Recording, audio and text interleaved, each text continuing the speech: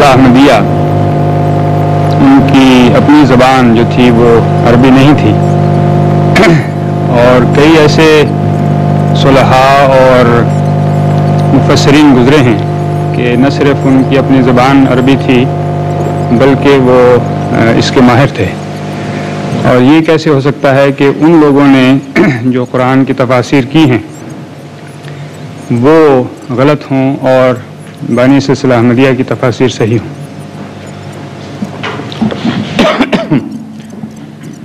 اول تو یہ کہ زبان عربی تو کسی ایک قوم کی ملکیت نہیں ہے. جب قرآن کریم عربی میں نازل ہوا تو ساری دنیا کے لیے قرآن کریم ہے، اس لیے دنیا میں کوئی بھی عربی کا علم حاصل کر کے قرآن کا فہم حاصل کر سکتا ہے، ورنہ تو نعوذ باللہ من ذالک ساری دنیا جو ہے بھاری اکثریت وہ ڈس ایڈوانٹیج پہ ہوگی اور صرف عربوں کی عربی ہی قابل قبول ہوگی.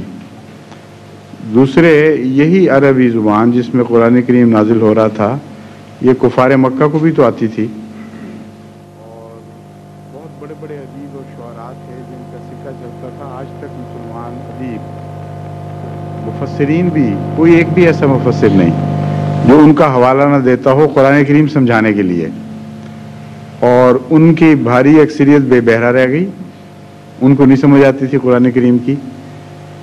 پھر قرآن کریم نے خود قرآن فہمی کے لیے جو شرط مقرر فرمائی ہے اس میں یہ شرط ہے ہی نہیں جو بیان کی جا رہی ہے. قرآن کریم تو فرماتا ہے لا یمسہ الا المطہرون.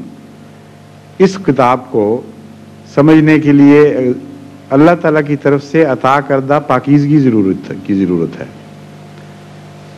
اور لا یمسہ کا اتنا زوردار کلام ہے جس کا مطلب یہ ہے کہ کوئی شخص اس کو چھو بھی نہیں سکتا جب تک خدا مطہر نہ بنا دے، خدا اپنی طرف سے پاک نہ کر دے.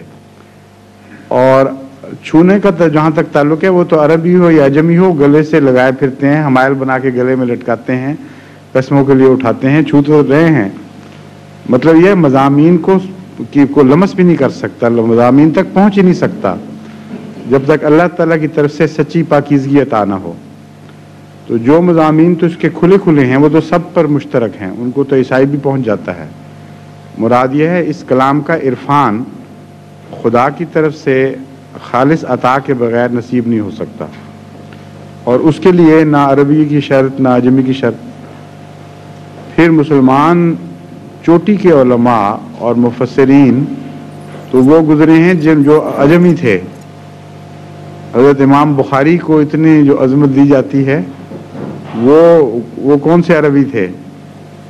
حضرت سید عبد القادر جیلانی کون سے عربی تھے؟ اور بہت بڑے بڑے چوٹی کے مسلمان بزرگ گزرے ہیں. بلکہ بعض لوگوں کا خیال ہے کہ جو ایران میں پیدا ہونے والے مسلمان بزرگ ہیں جو خدمت دین کرنے والے ان کا پلہ بھاری ہے. بہت بڑے عظیم الشان علماء پیدا ہوئے ہیں غیر عرب اسلامی دنیا میں، اور وہ سلسلہ جاری ہے ابھی بھی. اس لیے یہ تو محض ایک نفس کا بہانہ ہے. پھر ایک اور بحث یہ چل پڑے گی کہ وہ جو مفسرین ہیں عربی ان میں سے غیر عرب کتنے ہیں، ان کو پتہ ہی نہیں شاید سوال کرنے والے کو. ان کی تفسیر کو کون سا مقام دیں گے جو پہلے غیر عرب مفسرین گزر چکے ہیں.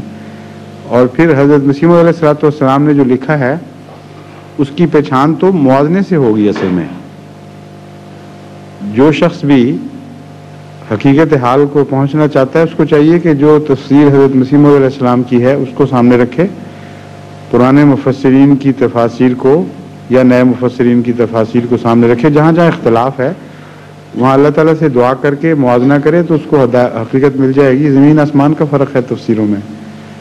بہت سے ایسے معاملات ہیں جو نئے زمانے کے لیے نئے سرے سے حل کرنے ضروری تھے، کیونکہ اسلام پر اعتراض نئی قسم کے علوم سے پیدا ہونے شروع ہوئے، لوگوں کے رجحانات بدل گئے، معاشرہ بدل گیا، سائنس نے دین تبدیلیاں پیدا کر دیں.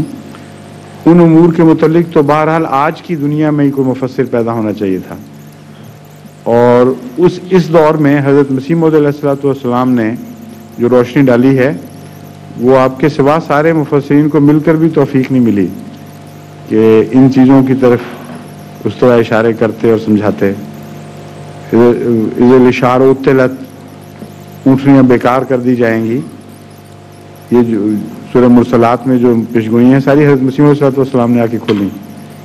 اسی طرح جی سورہ تکویر میں، ٹھیک ہے. اور اسی طرح دوسری صورتوں میں جو عظیم الشان پیشگوئیاں تھیں آئندہ زمانے کی ایجادات کے متعلق، تمدنی معاشرتی تبدیلیوں کے متعلق، اس پر حضرت مسیح موعود علیہ السلام کو اللہ نے اطلاع دی. تو اگر کوئی تحقیق کی نظر سے دیکھے گا تو وہ تو بات کھل جائے گی، کوئی اس میں جھگڑے کی بات ہی کوئی نہیں. فرمائیے.